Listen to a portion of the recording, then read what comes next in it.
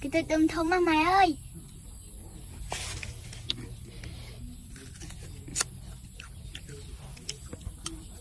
Nhanh nè.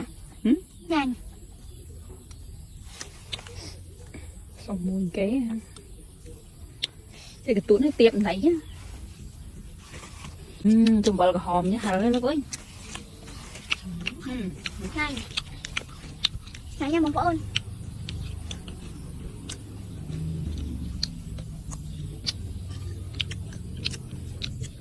Hay lên coi đào đam cho má ấy.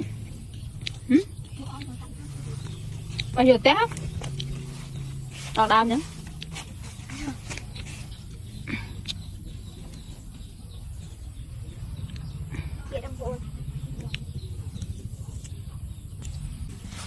Na thì đấy.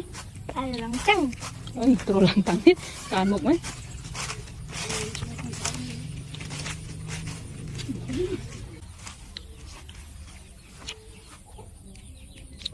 Lăng tăng cái bên lạc han về đại hộp cứ ăn ôi thôi một chu đi. Mấy.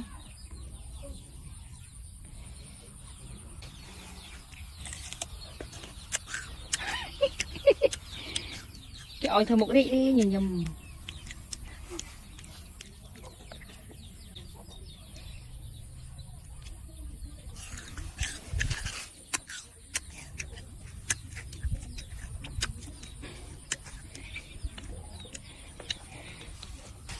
Thành chú ấy là bè Việt.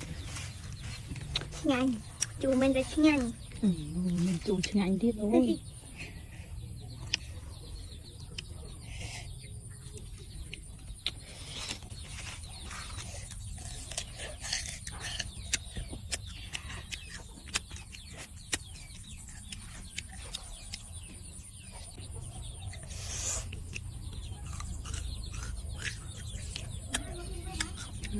Chết đó này, chết ăn á.